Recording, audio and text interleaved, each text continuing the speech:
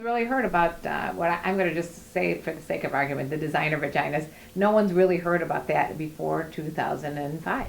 No, absolutely, and that's even a more recent term. I'd say probably 2007, 2008 is when that term became very popular.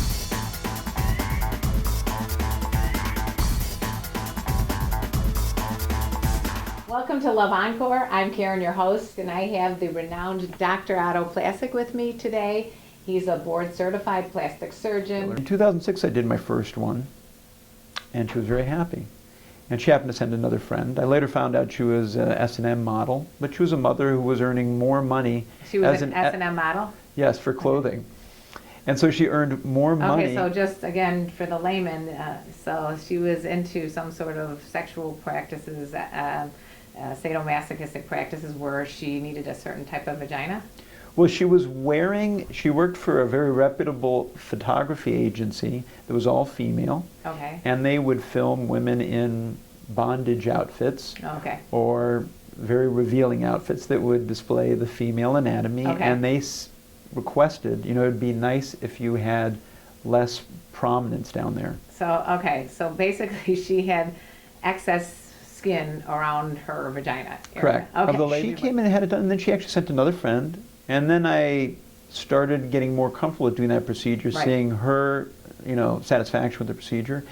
And 2006, I probably did 3 or 4. 2007, I probably did 10 to 15, and then it just rapidly increased from there. It seems to have snowballed, and well, is it because the word is out that this is something that you're specializing in, or is it because it's just becoming more popular in our society?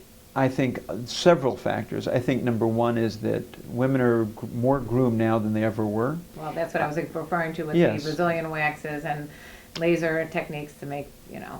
I mean, definitely men also are grooming, but women are... Men are manscaping. And, but the women are grooming themselves. They're doing it at a younger and younger age. It's becoming more the standard, and women can see a lot more. Right, that's what I was thinking, is that, I mean, who even looked down there? And even yoga wear, Lululemon is very popular right now, and women are wearing that, and it's very snug. And it looks, like...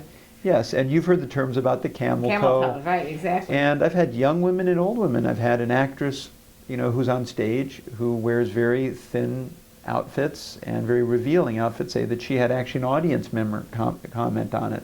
Okay. After so many years of marriage, I think the couple ends up just taking it, well, this is the person's vagina and that's it.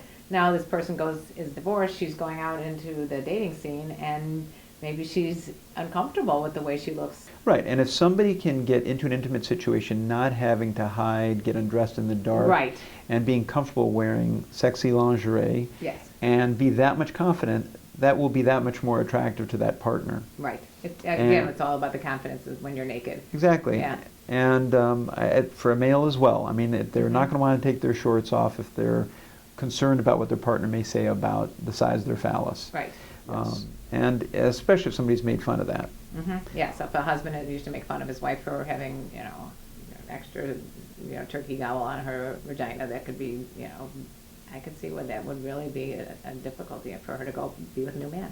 Yes, and then, unfortunately, sometimes in relationships, as it ends, people say very spiteful things. Just to hurt them, yeah. Just to hurt them, and to get at someone's vulnerable spot. Sure. And in that case, they hit a vulnerable spot. Yes, you never pleased me, you're not tight enough, you're not big enough. Those are all things that can be said. Have you heard this?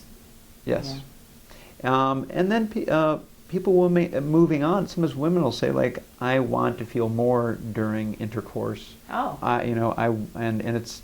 Or saying I want to please my future partner, and he's small, he's big, or I don't feel enough friction. So, but it can take it to extreme if a woman is looking at these models of vaginas from Australia and saying, that doesn't look like my vagina, I want that vagina. Well, it's extreme if you say, is a nose job any riskier than a labiaplasty? Now, I would argue that it's not. Okay. And the problem is that we have a job and a duty to show people that it isn't. I've been involved in several studies. I've got 3 studies that I'm involved in right now that go to showing that.